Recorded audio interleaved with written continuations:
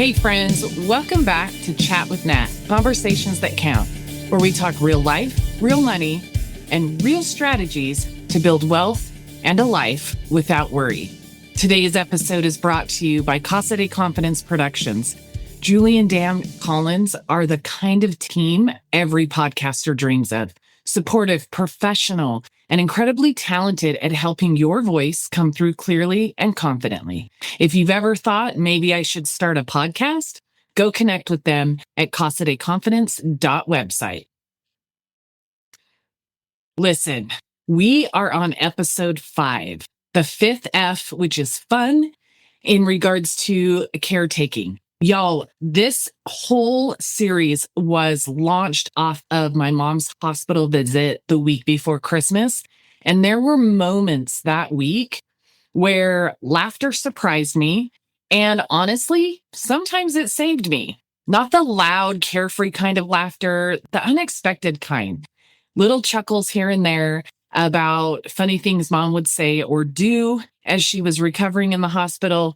And, just those little unexpected slips almost in finding humor during the heavy moments that remind you you're still alive, you're still here, and joy is important. So that's what I want to talk about this week is finding the fun or the joy in surviving caretaking, in thriving while caretaking. Joy is what I consider preventative care. It's like a daily vitamin for me. I start every single day with a very structured routine. It is based around my faith. It's my scripture study, my private personal Bible reading, and journaling. And in my journal, I start every day by saying, lead me, guide me, show me the way. Because I want that power that I believe in. I want God to lead me in not just this journey of caretaking, but throughout every single day as a business owner, as a girlfriend, as a mom, as a daughter. I want that guidance because sometimes when I stay attuned with that, it helps me to pause and it helps me to think and it helps me to slow down through processes that can sometimes seem hectic and overwhelming. Research shows that laughter and moments of genuine enjoyment lower cortisol, which is the stress hormone, reduce blood pressure, and improve emotional resilience and immune response. It can help caregivers recover faster from emotional strain. And so, like I mentioned, I'll do my Bible study. I'll state that request in my journal. Lead me, guide me, show me the way. And the very next thing I do is my gratitude practice. 5 things every day I'm grateful for. And I try to make them very simple things that can, if you don't stop and think about it, you could easily overlook being grateful for. Like getting up in the morning and when I sit down to do my Bible study, both of my dogs hop in my lap and they snuggle me while I am focused on connecting with my higher power. And things like a hot cup of coffee in a cute mug, right? Just those little everyday things that don't seem like a lot. And why do I do it that way? I do it that way because if I can recognize and be grateful for the little things, gratitude is going to pour into those big moments when I really need it to be there. That's my personal belief. People who intentionally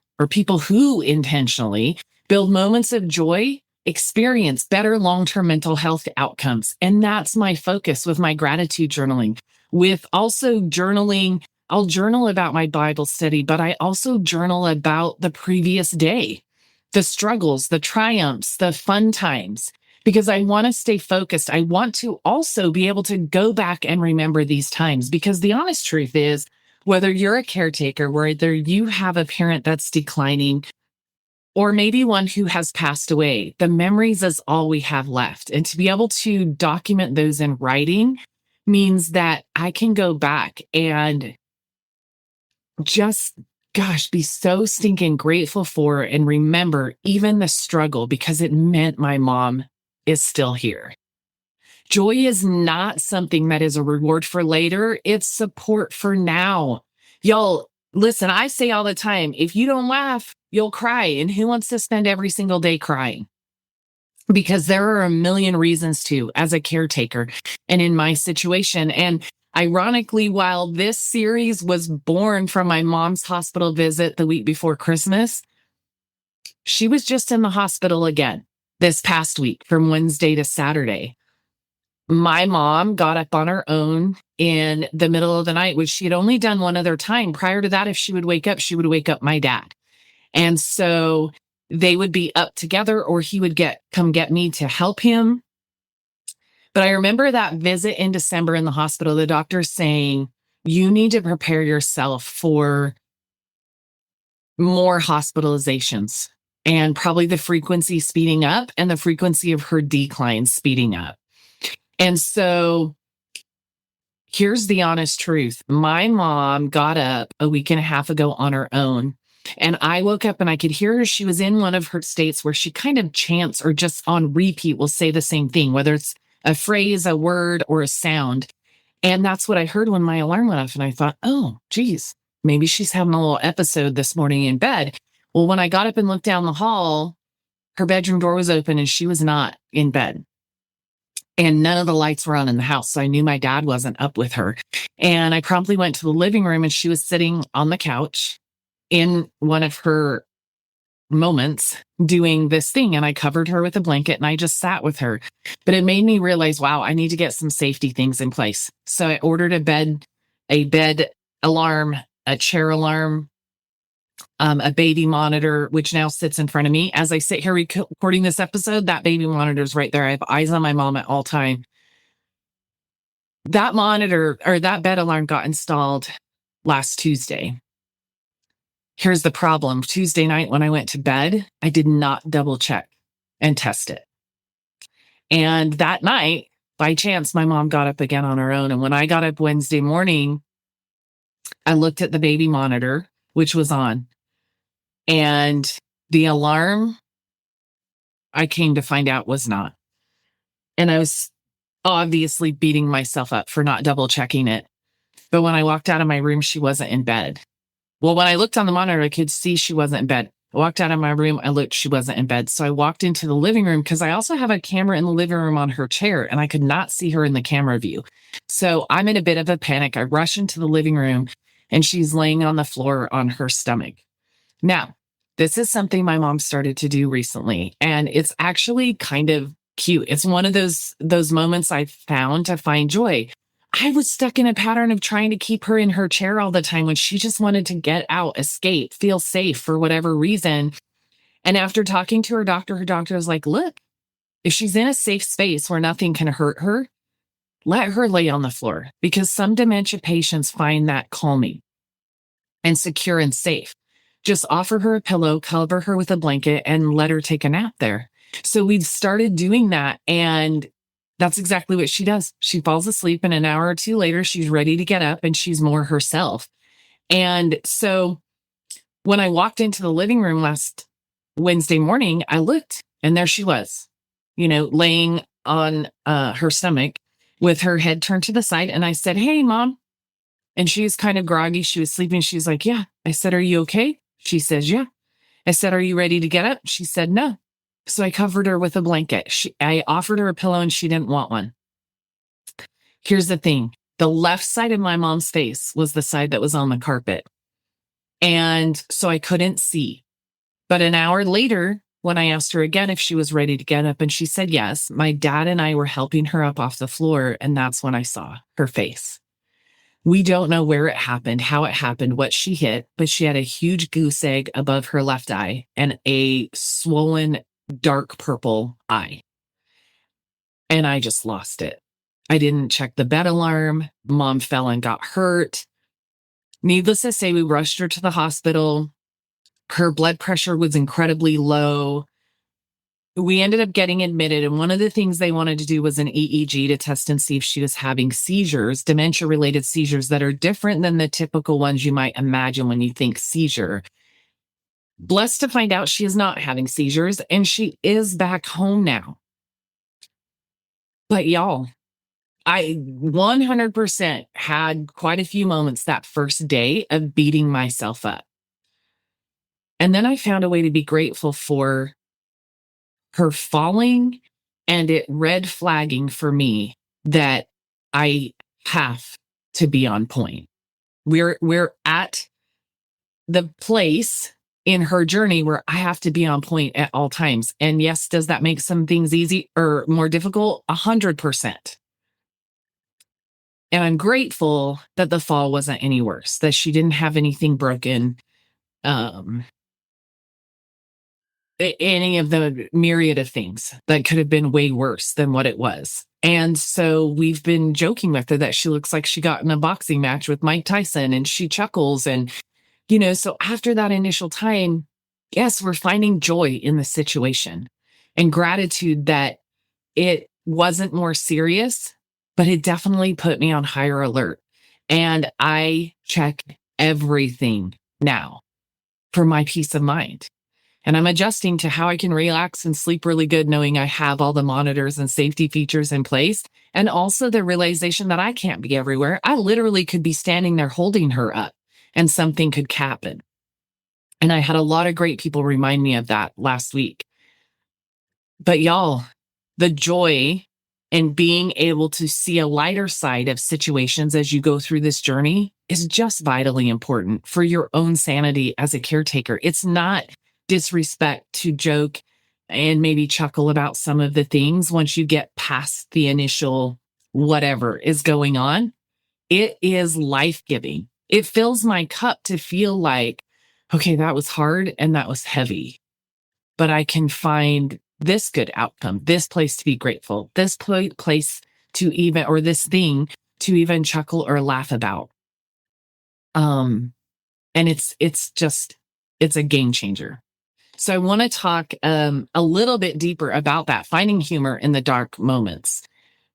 Humor shows up quietly in crisis, a shared glance, an inside joke, a ridiculous moment that nobody else would understand. Studies show that humor activates the same brain pathways as connection and relief. And so it really is a reset for your body to find those moments. For me, it's like when I get to the point where I can see the humor or even laugh about something, joke around about something, it's like taking a really deep breath and my body and my brain can just relax a little bit. So I want you guys to think back, like if you're a caretaker, what was a moment recently that caught you off guard and maybe even made you laugh when you didn't expect to? See, when my mom goes into her episodes where she's kind of chanting, like I was talking about earlier, at first they were a little disconcerting. And I was like, oh my gosh, how do I snap her out of this? And here's what I am learning all the time. I am not in control of this. Is she safe? Is she comfortable? And I will ask her, are you okay? Do you need anything? And she'll say, yes or no, or will not respond. But if I know she's safe, I let her go through this moment. It could be 15 minutes. It could be an hour or two, in all honesty. And last night watching the Super Bowl with my son and his girlfriend over, my dad and my boyfriend, mom had been going on this chanting, just making these funny little sounds. And it would shift to different sounds every once in a while. And I finally just started beatboxing with it. And my son started laughing and we all kind of started dancing to the rhythm of what she was chanting. We weren't making fun of my mom. We were enjoying a moment where she was safe and we could find joy in a situation that can be overwhelming. It's so easy to sit there and think, oh my gosh, why won't she just stop? I can't hear the TV. I can't hear the conversations going on. There's a million ways that you could get frustrated in that moment. And instead, we found a way to find joy in being a little part of what was going on for my mom at that time. Laughter doesn't dishonor pain. Why? Well, there's a belief that joy means you're not taking things seriously. That's actually not true. I take things very seriously with my mom. Very seriously. I'm focused on learning, on growing, on doing all the things I can to prepare for what could happen. But I'm not perfect. And even if I had everything perfectly aligned, again, like I said, I could be standing right there and something could happen. Grief and laughter can coexist. I've said that so many times recently. People say, "How's your mom?" "She's okay." "How are you?" "This is heavy. I feel overwhelmed. It's frustrating. It's a shitty situation." And I'm also blessed and extremely grateful. Two things can exist at the same time, and honoring both is important. Overlooking either one could open the door to so many other things. Over 80% of people in prolonged caregiving roles report using humor as a coping mechanism. Laughter does not erase the pain of what you're going through as a caretaker. It gives you room to breathe. And that's what I was just saying. For me, when I can find a moment, when the panic of a situation or the stress of a situation finally starts to ebb and I can find some humor in it, I can find a way to smile or be happy. It's like taking that deep breath again, being able to relax my mind and my body and ease into whatever's coming next in that day. Not only that, I think it's important to share joy. That creates connection. Another thing I've really started doing since my mom's visit to the hospital in December is sharing more honest sharing of more on what this caretaking journey looks like for us. The good, the bad, the ugly, the funny, the happy, all of it. Why? Because if there's one thing I realized in that moment is how blessed I'd been to follow people who talk openly about their stories, how much information, education, and direction that has given me on my own journey. And I thought, everybody who follows me doesn't necessarily follow them. And there's a ton of people out there that don't talk about their caregiving journey because of shame, or they don't want to embarrass their person, or they don't want to ask for help, or they don't want to sound like they're constantly having a pity party. Well, that's why I share the joy part too. But there are so many people who feel alone in their journey as a caretaker. And more than anything, I want them to know that they're not. More than anything, I hope that something I share gives them a direction to go in their own journey, or answers questions for them, or gives them tips or tricks or ideas of how to make things easier, safer, whatever it might be. Laughter bonds people faster than conversation alone. And the more I have shared about my caretaking journey and about my mom over the last, what's that been, maybe 6 or 7 weeks, the more connections I've created. People reaching out and saying, "Thank you for sharing this. I needed to hear it." Or, "Please keep sharing your journey. So many people need this." That shared joy reminds everyone involved in a caretaking situation that relationships still exist beyond the illness. I try to remind myself every day, someday I'm going to wish I could wake up and hear my mom chanting. Because someday she won't be here. Someday I'll wish for the hard because it means that she's still present. But she won't be. And so to be grateful for it has become so important to me, so that I can hold on to it and I don't miss anything.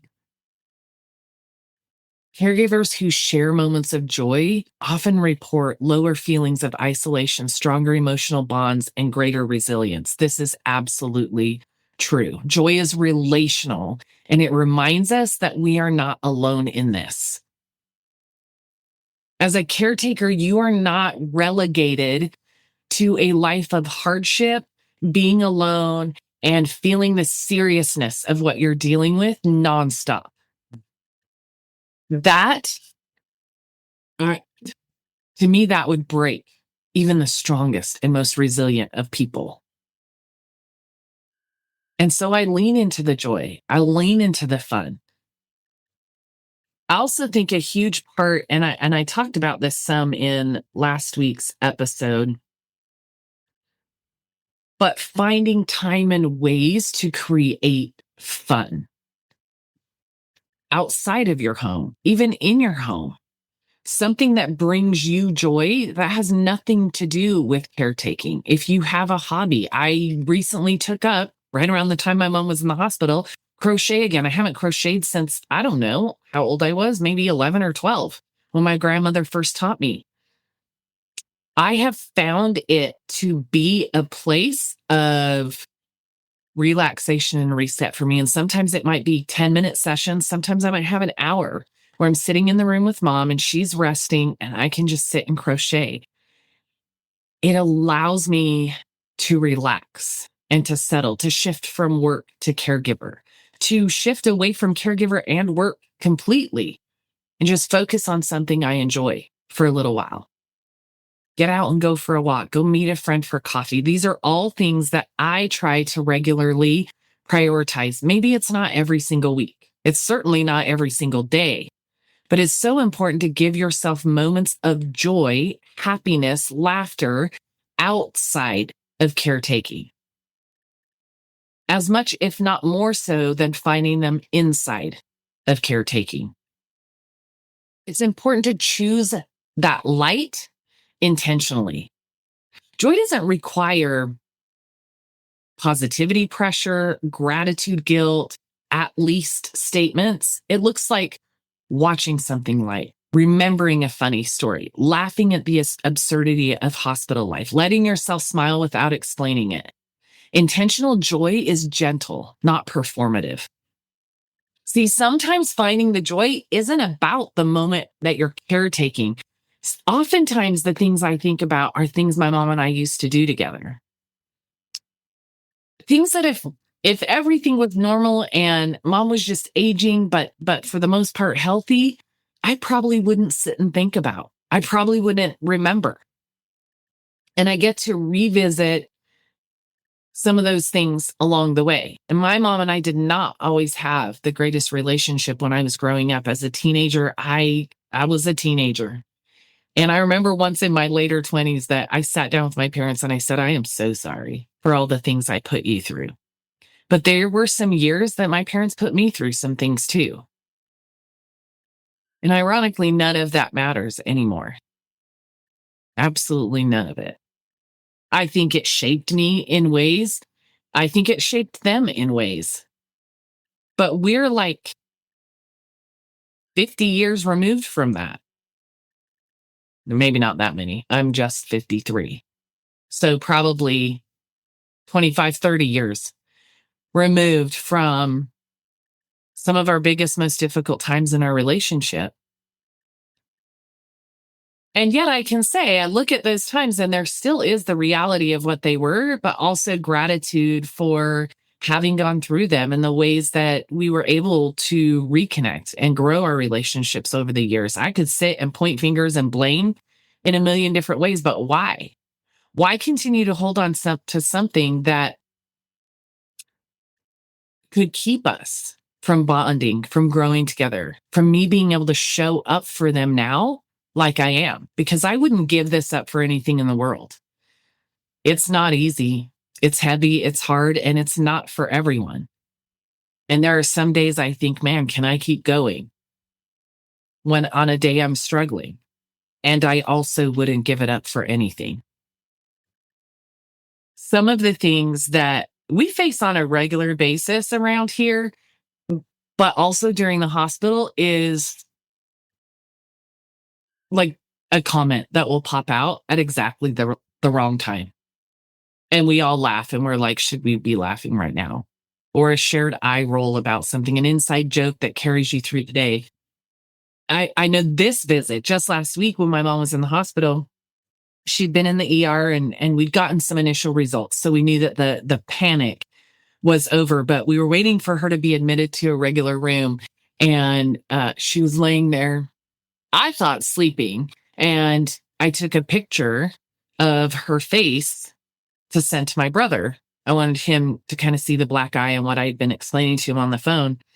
So I took a picture and she heard the little shutter on my phone and she opens her eyes and looks at me and goes, "What are you doing?" I said, "I'm taking a picture of your eye to send to Sean." That's my brother's name. And she said, "Wait a minute." And then she smiled And I took another picture and she said, send him that one. So I sent him both. But I laughed when she said that. My mom is not a person who loved getting her picture taken. We would take pictures all the time when I was younger, but I remember in my teens, she suddenly stopped wanting her picture taken, or she would always look off to the side and we never understood why. And we have since found out, and that's not pertinent to this story, just that my mom never loved having her picture taken. So for her to look at me, knowing I'm taking a picture of her black eye and want to smile in the picture when I send it to my brother, just was so heartwarming and made me think, okay, she's going to be okay. Right? So it's those things. It's those things, y'all.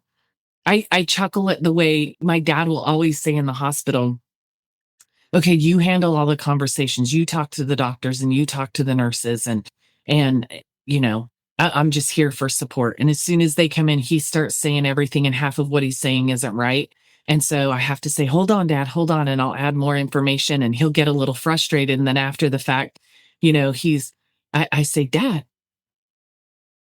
that's why this, and this is important to share. And he's like, well, I should just be quiet. And then we'll sit there for a minute. And then he goes, oh, wait, that's what I said I was going to do. And I didn't. And I usually laugh. And then he kind of chuckles and says, I'll try better next time. Y'all, this is hard and heavy. Don't make it worse by refusing to laugh, refusing to find joy, refusing to create those inside jokes that carry you through those moments, those days, those weeks, those months, because they will be there. And I get to, because of the connections I'm making, hear so many stories of other people who've had the same situation, the same opportunities, and found their way through it with laughter, with joy, with happiness, with gratitude. Joy is not denial, y'all. It is defiance. Saying, I refuse to let the heart of caretaking break me, tear me down, and keep me from feeling like I'm even alive. It's defiance against despair, against burnout, against losing yourself completely. It's so vitally important. And so my challenge to you guys today is to sit back, take a deep breath, and realize it's okay to find the happy in the hard, the joy in the difficult, the gratitude in the weight of being a caretaker. As I wind down this week's episode, I just want to say this. If you're carrying something heavy, let this be your permission slip. You're allowed to laugh. You're allowed to smile mid-storm. You're allowed to experience joy without explaining it. This week, I want you to notice the lighter moments and let them linger. I want you to find something, even if you start with just one little thing every day, to be grateful for. I'm grateful it was an easier day. I'm grateful they slept a lot today. I'm grateful they were more awake today. But find ways to engage with your person, to find joy, and write those things down. I write the hard down and I write the happy down. I want to remember both. I want to remember who I got to be for my mom during this time. If this episode resonated, please share it with someone you know who needs to hear that joy is still allowed here. And I'd love to hear from you. Message me on Instagram, or LinkedIn and tell me what made you laugh this last week when things felt hard. As always, I want to thank you guys for being here with me, for listening to my show. I'm just here chatting away, and I do believe that it makes a difference, but I don't know to who. If you have a short story to share, or if something is touching you, please reach out to me. I'd love to hear what I share that makes a difference for you, and it helps me to plan future content that will continue to make a difference for those of you who are listening every single week.